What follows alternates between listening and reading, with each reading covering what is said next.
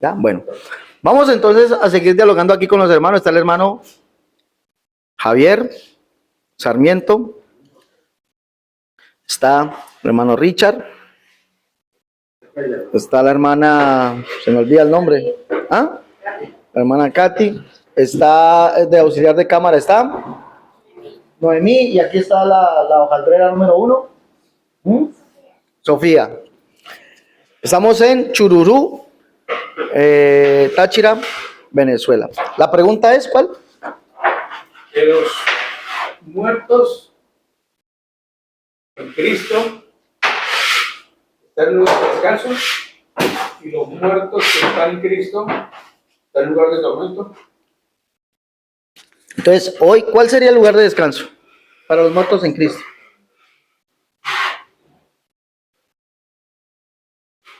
Seno de Abraham, diría yo. El seno de Abraham. Bueno, entonces, se dice que hoy en día los que mueren en el Señor van al seno de Abraham y que ese lugar es un estado donde va la persona creyente. Y que los que murieron sin Cristo van a un lugar de tormento, que le llaman, ¿cómo es que le llaman? Hades. Le llaman Hades, vale, lugar de tormento. Miremos qué dice la Biblia. Vamos a mirar qué dice la Biblia. Siempre vamos a regirnos por la Biblia. ¿Qué dice la Biblia? En el día de hoy la gente, ¿dónde está? Primeramente, tomamos el concepto Hades, no lo tomamos etimológicamente, es decir, el origen de la palabra bíblicamente, sino que lo tomamos mitológicamente. Porque según la mitología, y hablamos de la mitología griega, cuando hablamos del Hades, hablamos de un dios llamado Hades, que es el dios del inframundo, es decir, el dios de los muertos.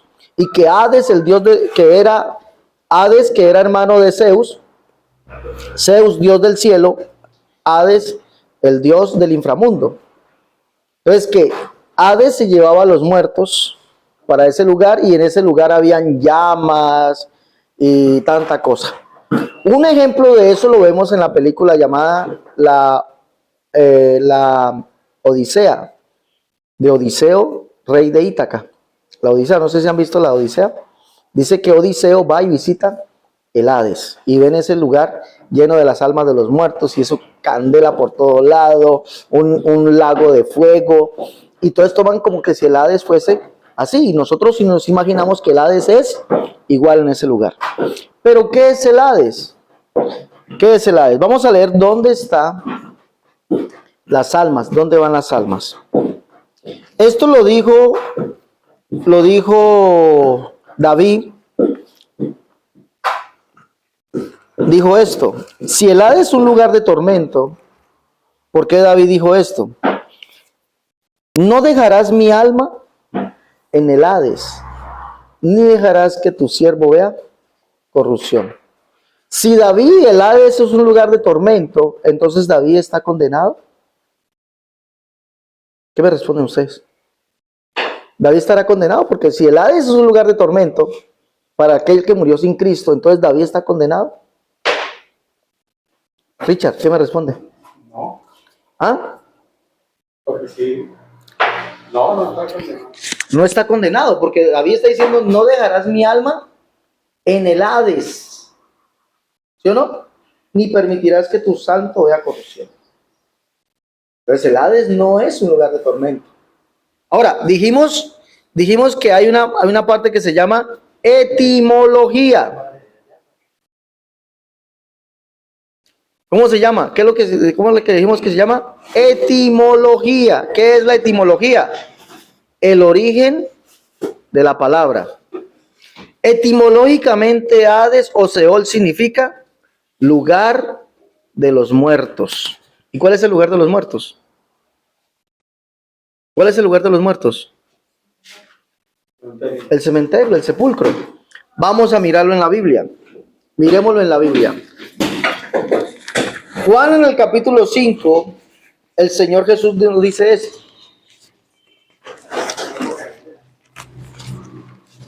Miremos dónde están todos los muertos. No están en el lugar Ni el uno en un lugar de reposo, que es el seno de Abraham, y en los otros en un lugar de tormento. ¿Qué nos dice aquí? Verso 25 de Juan 5. Dice, de cierto os digo, viene la hora, y ahora es, cuando los muertos oirán la voz del Hijo de Dios, y los que la oyeren vivirán. Jesús está diciendo en un presente, viene la hora, y ahora precisamente es. Cuando los muertos escucharán la voz del Hijo del Hombre, y los que la escuchen vivirán. ¿A qué muertos se refiere?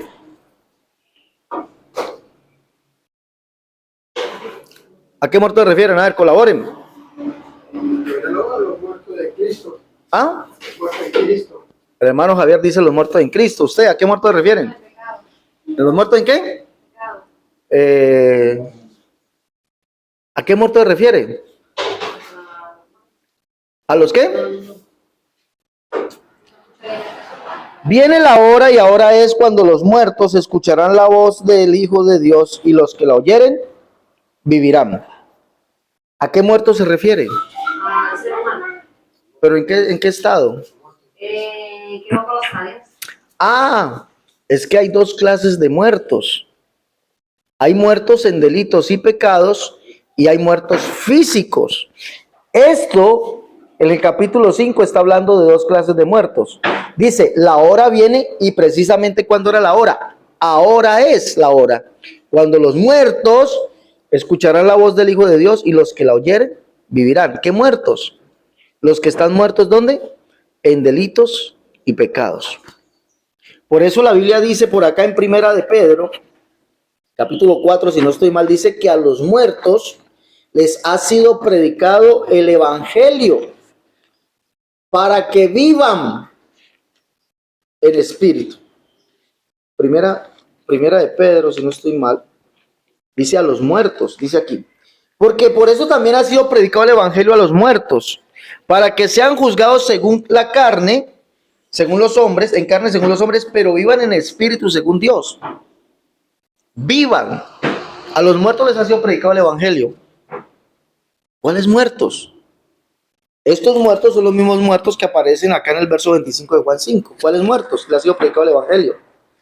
A usted y a mí. Capítulo 2, verso 1 de Efesios dice, y Él os dio vida a vosotros cuando estabais, ¿qué? Muertos en vuestros delitos y pecados. Colosenses capítulo 2, verso 13. Vamos a leer Colosenses 2:13. Dice, ¿qué nos dice Colosenses 2:13? Dice, y vosotros estando muertos en vuestros pecados, en la incircuncisión de vuestra carne, os dio vida juntamente con Él, perdonando los pecados. Entonces, a nosotros, muertos en delitos y pecados, nos fue predicado el evangelio para que vivamos en el Espíritu.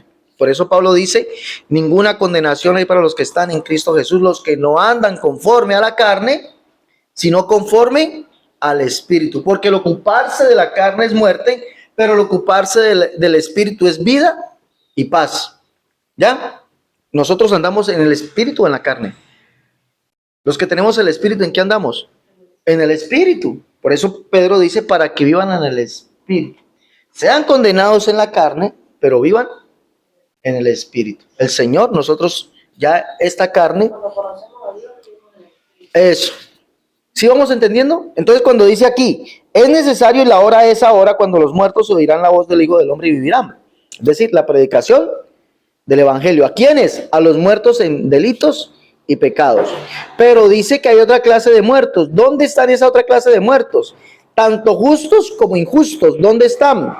El verso 27 dice, y también le dio autoridad de hacer juicio por cuanto es el Hijo del Hombre. No os maravilléis de esto,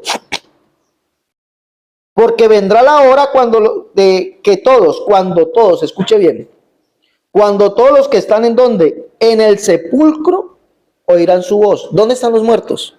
Todos, dice. Ahora sí, la segunda clase de muertos. Todos los que están en el sepulcro oirán su voz. Todos. ¿Quiénes están en los sepulcros? Los que están muertos todos en el cementerio. Ah, entonces, ¿qué es el Hades? Lugar de los muertos. ¿Dónde están los muertos hoy? el mismo Señor está diciendo ¿qué es el Hades? El sepulcro. Entonces dice, todos los que están en el sepulcro oirán su voz. Y dice, y los que hicieron lo bueno saldrán a resurrección de vida, mas los que hicieron lo malo a resurrección de condenación. Entonces, ¿dónde están? ¿Quiénes son los que hicieron lo bueno? Los que murieron en Cristo. Los que murieron en Cristo. Capítulo 2, capítulo 1 de la carta a los Romanos dice que vida eterna a los que perseveran en bien hacer. Y recuerde que la Biblia dice que tenemos que perseverar en qué? Hasta el fin, perseverar en el evangelio hasta el fin. Y el que persevera hasta el fin será ¿qué? Entonces, ¿quiénes son los que hacen lo bueno? Los que hemos creído en el Señor Jesucristo. Los que hemos sido justificados. Hemos sido declarados justos delante de Dios. Entonces dice que los que hicieron lo bueno saldrán a resurrección de vida. Mas los que hicieron lo malo a resurrección ¿de dónde? De condenación. Pregunto. Entonces, si en este momento hay gente en un lugar de tormento, se equivoca el Señor en decir que solamente al final del tiempo, cuando Él vuelva, resucitarán los muertos y los que hicieron lo bueno saldrán a resurrección de vida y los que hicieron lo malo a resurrección de condenación. ¿Será que se equivoca el Señor? Si hay algunos que están, dicen, en un lugar de reposo y otros en un lugar de condenación, entonces el Señor les va a decir a los que están en el lugar de reposo, muchachos, llegó la hora de resucitarlos. Van para el cuerpo que ya los voy a llamar. Y a los que están en el lugar de condenación les va a decir, muchachos, salgan de allí que los voy a juzgar. Y después va a decir, como no los halló escrito en el libro de la vida, ¿qué va a decir? Muchachos, de nuevo para allá. No, es que no hay nadie, ni en un lugar de reposo, llamado el seno de Abraham, ni hay nadie en un lugar de tormento llamado Hades, como nos han pintado nosotros la mitología. El Hades es el lugar de los muertos, es decir, el cementerio, el sepulcro, aquí lo dice.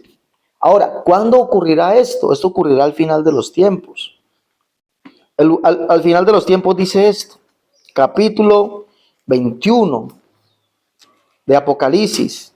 Aquí vamos a ver de nuevo dos clases de muertos. El juicio ante el gran trono blanco. Esto será después de los 1000 años. Es decir, a un punto de la eternidad. Al final de los 1000 años sucederá esto. Es decir, de algo llamado el milenio. Dice, y vi un gran trono blanco y al que estaba sentado en él, delante del cual huyeron los cielos y la tierra, y ningún lugar se encontró para ellos. Y vi los muertos grandes y pequeños de pie ante Dios, y los libros fueron abiertos. Y otro libro fue abierto, el cual es el libro de la vida, y fueron juzgados los muertos por las cosas que estaban escritas en los libros según sus obras. Observe bien que hay dos clases de muertos. En el verso 13 vemos otra clase de muertos. Dice, y el mar entregó los muertos que había en él, y la muerte y el Hades entregaron los muertos que había en ellos, y fueron juzgados cada uno según sus obras. Y la muerte y el Hades fueron lanzados al lago de fuego. Esta es la muerte segunda. Y el que no se halló inscrito en el libro de la vida fue lanzado al lago de fuego. Ojo que aquí hay dos clases de muertos. Habla uno de los muertos, y vi los muertos grandes y pequeños de pie ante Dios. Y habla de los muertos que devolvió ¿qué? El mar, la muerte y el Hades, es decir, el sepulcro. ¿Cuál es la diferencia de estos dos? Que los unos salieron vivos de los 1000 años, pero están muertos ¿en qué? ¿En qué siguen muertos? En pecados. Salieron del milenio. Recuerde que en el milenio nadie va a ser salvo. Porque dice que el pecador de 100 años será maldito dentro del milenio. Entonces, todos los que están dentro del milenio son ¿qué? Pecadores. Es más, el diablo se va a levantar al fin del milenio y va a salir a engañar a todas las naciones. ¿Lo logrará o no lo logrará? Los que hemos leído la Biblia dice que el diablo que engaña, dice aquí, dice, cuando los 1000 años cumplan, Satanás será suelto de su prisión y saldrá a engañar a las naciones que están en los 4 ángulos de la tierra, Magog, a fin de reunirlos para la batalla, y el número de los cuales es como la arena del mar. Entonces, si eran justos, ¿cómo los engañó? No eran justos. Seguían siendo pecadores. Por eso dice, vi los muertos delante de Dios, es decir, esos que salen del milenio. Siguen estando muertos en delitos y pecados. Por eso dice que estaban delante de Dios para ser juzgados. y el que no se haya inscrito en el libro de la vida, ¿no? Fueron juzgados los muertos según sus obras. Y también hay otra clase de muertos, los que entregó ¿qué? La muerte, ¿qué más? El Hades, ¿y quién más? Y el mar. ¿Qué clase de muertos son esos? Los que mueren ahogados, Ajá. los que mueren en Cristo. No. Los- Los que mueren ahogados. ¿Y los que están en qué? En el sepulcro. Porque recordemos que el Hades es el lugar de los muertos. Por eso, Ajá. los que mueren con Cristo No. están en el sepulcro. No, porque la resurrección de los justos ocurrió Ya. mucho antes.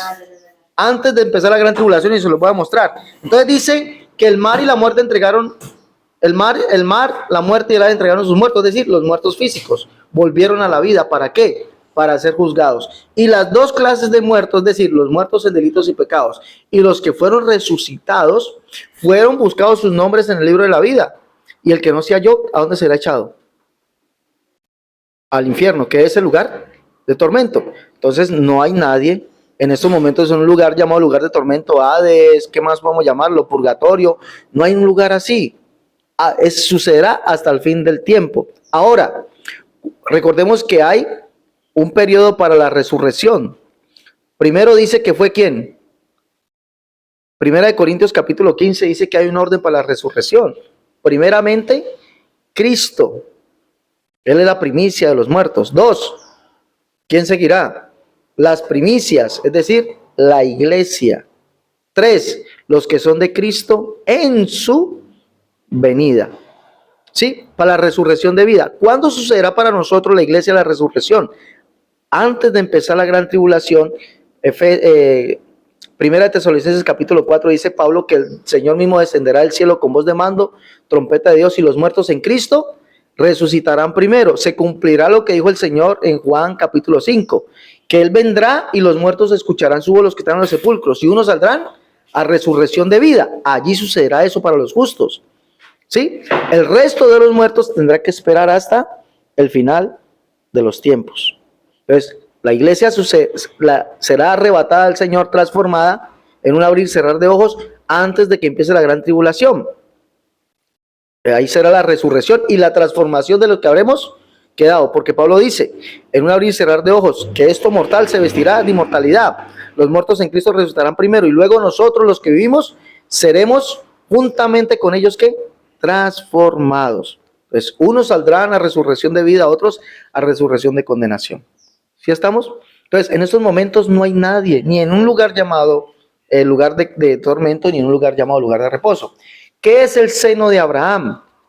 De Lucas capítulo, si no estoy mal, Lucas 13, si no estoy mal, queda por allí.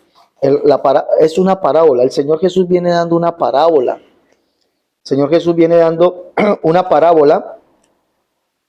Y si nosotros leemos, habla de que la parábola de no sé qué, la parábola de esto, la parábola del otro. ¿A qué se debe esa parábola? Recordemos que hay un hombre. ¿Cómo era el primero? ¿Cómo es que era? Un hombre. Habían dos clases de hombres allí. ¿Cuál era el primero? Ajá, pero ¿qué era? ¿Era? Pobre. ¿Y el otro? El rico. No tenemos nombre del rico. ¿Sí o no? Pero lo que cuando viene y dice que está en un lugar de tormento el hombre rico, y ve a quién, a Lázaro en el seno de Abraham, le dice a Abraham, padre Abraham. Si le dice padre Abraham es porque ese hombre, ¿de qué nacionalidad es? ¿De qué nacionalidad? Judíos. Porque los judíos tienen a Abraham por padre. Le dicen, Abraham le dicen a Jesús, Abraham nuestro padre. Entonces ellos son hijos de Abraham. Entonces le dice, padre Abraham, manda a Lázaro que vaya a mis hermanos y le comente todo lo que está sucediendo aquí. ¿Qué le dice Abraham? No. ¿Por qué? Porque a la ley, a Moisés y a los profetas tienen. A ellos escuchen. ¿A qué se refiere? Recordemos que la Biblia dice que los judíos van a vivir o las obras de la ley. El que haga conforme a estas obras vivirá por ellas. Entonces, ¿qué se deduce de esta parábola? Que que Lázaro, el hombre pobre, a pesar de su pobreza, vivía conforme a los mandamientos de Dios y por eso accedió o fue llevado a la vida eterna, que es el seno de Abraham. Pero el rico, a pesar de ser de la misma nacionalidad, es decir, tener los mismos privilegios que tenía el hombre pobre, de creer en Dios para acceder a la vida eterna, ¿qué hizo? No creyó. Por eso Abraham le dice, a la ley, a Moisés y los profetas tienen, que a ellos escuchen. Entonces, la parábola del rico y Lázaro, el seno de Abraham, no es un lugar, no es un estado del cuerpo o un estado del alma, no.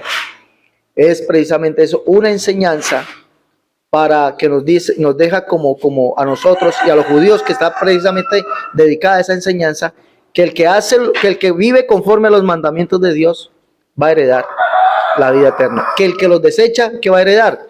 Condenación perpetua. Eso es la parábola o el seno de Abraham.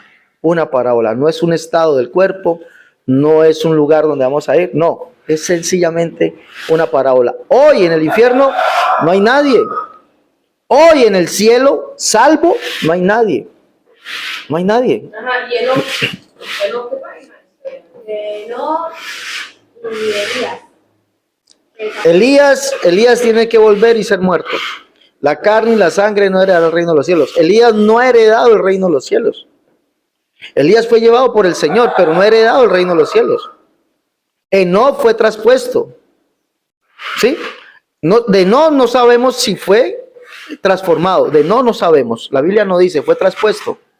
Pero no sabemos si fue transformado. Es decir, ¿cómo seremos nosotros transformados? En un abrir y cerrar de ojos, esto mortal se vestirá de inmortalidad. Eso es ser transformado. No sabemos. Dice que fue traspuesto.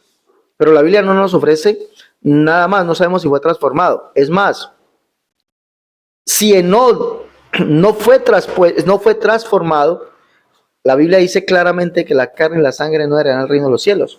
Enoc tendrá que ser transformado, igual que Elías. El papá de Matusalén. Y el que murió en la cruz del Calvario, Bueno, ahorita vamos para allá. Entonces, ¿qué pasó? Con Elías, ¿qué pasa? ¿Qué pasa con Elías? Elías tendrá que volver y Elías tendrá que morir. La Biblia dice en Malaquías capítulo 4, he aquí os envío el profeta Elías antes que venga el día grande de Jehová. El día grande de Jehová es el día de la ira.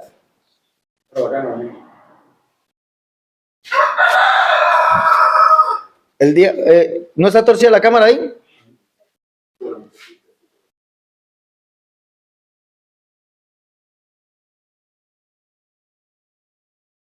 ¿Ahí quedó bien? Bueno, ¿qué pasa con Elías? Entonces, recuerde bien, Malaquías capítulo 4 dice que el Señor enviará al profeta Elías antes que venga el día terrible de Dios, el día de la angustia, es decir, el día de la ira. ¿Qué es el día de la ira? La gran tribulación. Elías será enviado. Sí, ¿a dónde será enviado? Veamos. Apocalipsis capítulo 11, si no estoy mal. Mire bien dónde aparece Elías. Y es muerto. Dice aquí. Los dos testigos, dice, entonces me fue dada una caña semejante a una vara de medir y me dijo, levántate y mide el templo y el altar y los que habrán en él. Pero el patio que está fuera del templo déjalo aparte y no lo midas, porque ha sido entregado a los gentiles y ellos hollarán la santa ciudad 42 meses. Y daré mis dos testigos, escuche bien, mis dos testigos que profeticen por 1270 días vestidos de cilicio. Estos testigos son los dos olivos y los dos candeleros que están en pie delante del Dios de toda la tierra. ¿Quién es el Dios de toda la tierra? ¿Quién es? ¿Quién es? ¿Cómo se llama? ¿Quién es el Dios de toda la tierra? Del Señor es la tierra y su plenitud, el mundo y los que no la habitan. Jesús es el Señor, el único Dios. ¿Y cuáles son esos dos candeleros que estaban delante de él? Ah, claro, la transfiguración aparecen dos. ¿Quiénes eran? Dice que llevando a 3 de sus discípulos los puso aparte y estando ellos con sueño, el Señor se transfigura delante de ellos y ven aparecer a 2 hombres con vestidos resplandecientes y Jesús resplandece todo por completo. ¿Y qué les dice Pedro? Les dice, Señor, qué bueno que nosotros hayamos podido estar aquí, qué honor tan grande, Señor, que usted nos tenga para esto. Dejamos que hagamos 3 enramadas. Una para ti, otra para quién. ¿Para quién? La transfiguración, vamos a leerlo. A ver. Vamos a buscar la transfiguración, Mateo. Busquemos la transfiguración.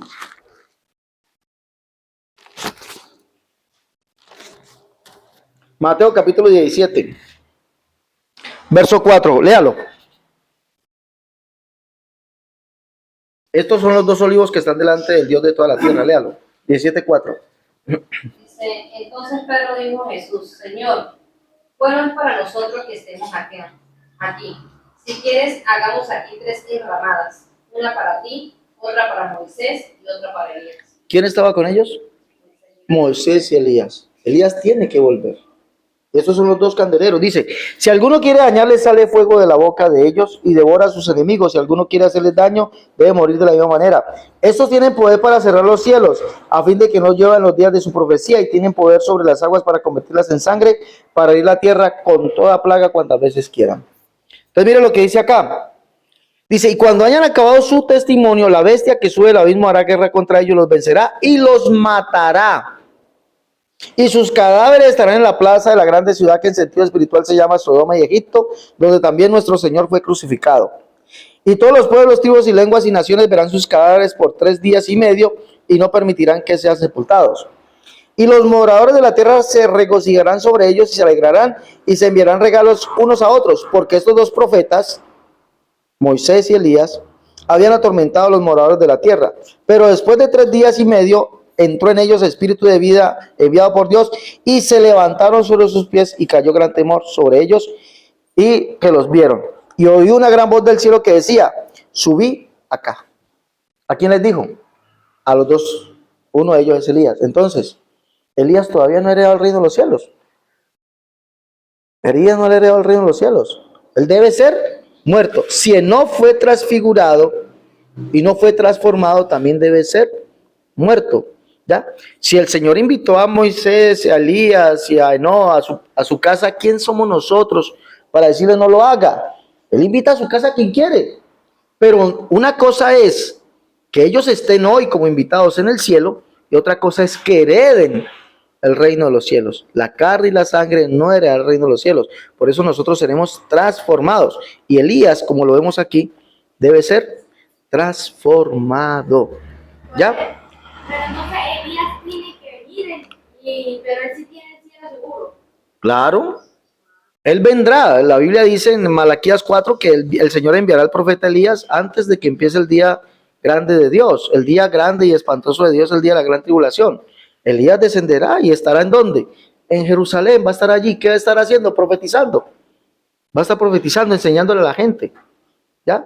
Enseñándole quién es Jesús y todo eso. Y a ellos no les va a gustar.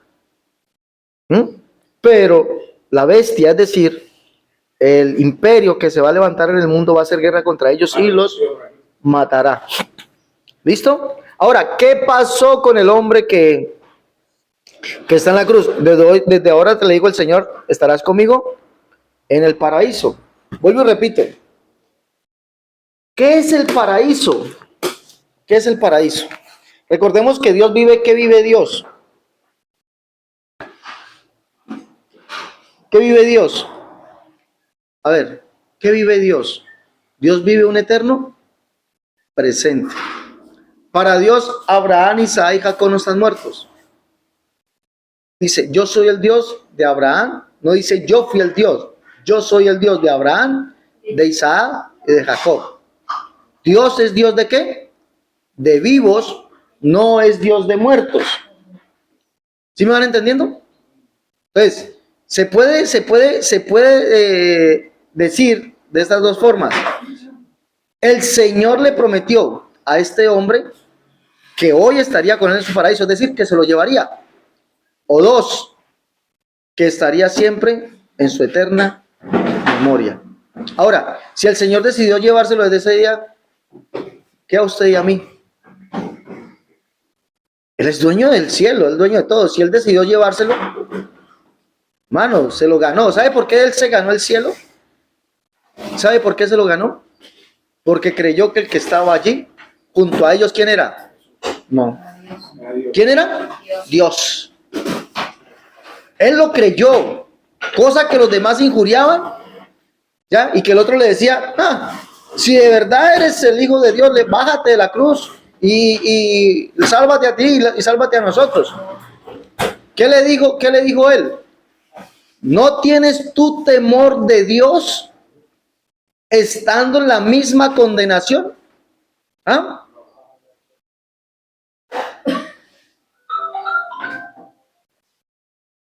Mi hijo. ¿No tienes tú temor de Dios estando en la misma condenación? ¿Por qué ese hombre se ganó el cielo? ¿Por qué ese hombre se ganó el paraíso? Porque confesó que lo que los demás creían, ¿qué eran? Era un charlatán, era un vividor, era ¿qué? Un falso profeta. Pero ese hombre, ¿qué confesó? ¿Quién estaba allí? ¿Quién? Dios. Entonces, si él se ganó el cielo por creerlo, hermano, ¿qué somos nosotros para decirle a Dios por qué lo hizo así? No, fue Dios que lo hizo. Es más, ese hombre confesó su pecado delante de ¿quién? De Dios. Él se reconoció pecador. Nosotros, a la verdad, por nuestras obras estamos aquí. Ningún mal ha hecho. ¿No tienes tú temor de Dios estando en la misma condenación? ¿No? Entonces, él se confesó. La Biblia dice, confiesa a Jehová tu pecado. ¿No? Hermano, pero muchos se agarran de ese versículo de que Dios los salvó y dicen que hoy en día cualquier persona que muera y si confiesa que Jesús es Dios, ya tiene salvación. Recuerde que fue solamente y exclusivamente a él. No, el Señor no le dijo, y todo el que confiese que yo sea Dios, será salvo. No, el Señor ya después, cuando viene la gracia, ¿qué es lo que dice? Vayan por todo el mundo y prediquen el evangelio ¿a quién? A toda criatura. El que creyere y fuere bautizado será salvo. De buenas ese hombre reconoció que el que estaba con ellos en la cruz no era cualquiera sino Dios mismo y le dijo, porque si yo les he dicho eso y me dicen, ¿quién es usted para decir que ellos no van a ser salvos? Si Dios no puede salvar porque él es Dios. Yo digo, por eso, porque él era Dios, él lo salvó en ese momento, porque estaba Dios ahí mismo. Pero a él. En ese momento. Pero a él, no más. Si no cualquiera, bueno, esperemos, no busquemos de Dios, esperemos. A él no más. Óigame, a él no más. A él no más. Porque a los demás el Señor nos da mandamiento. Creer el evangelio y ser bautizados. Si no, de malas, se condena. El que crea y fuere bautizado será salvo. El que no, será condenado. ¿Sí me entiende? Primero, él es potestativo de invitar a su casa a quien él quiere. 1. 2. Dios es fiel a sus promesas y en la ley dice que el que haga conforme a esas cosas vivirá por ella. Y dice que si el justo, eso está en Ezequiel, dice que si el justo se apartare y por una sola iniquidad, ¿qué pasará? ¿Qué pasará con el justo que haga una sola iniquidad? Por esa sola iniquidad que hiciere, morirá. Pero si el injusto, por una sola justicia que hiciere, ¿qué pasará con él? Vivirá. Eso fue en la ley.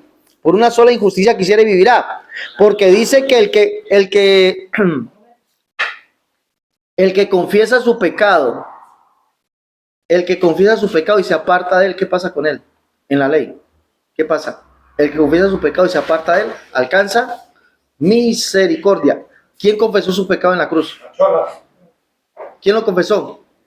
Él dijo, no, nosotros la verdad estamos aquí. ¿Y quién es el que conoce la mente y el corazón? Jesús conoce la mente y el corazón. Entonces él reconoció que el que estaba allí era ¿quién? Dios.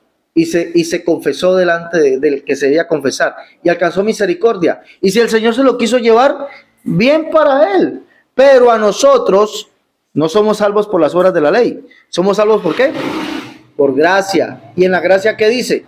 Que debemos creer al evangelio y ser bautizados. Entonces, no hay nada más que decir al asunto. ¿Ya? Pues, conforme o no? Conforme, listo. Desde aquí, no lo apagaste ya. ¿Ah? ¿Lo apagaste? Bueno, desde Chururú, de nuevo, desde, ¿cómo es que llama? Estado Táchira, ¿no? Oh, usted era la bendición de hoy, me llevaron para allá, hermano. 2 libras de arroz me pusieron así. ¿Ah?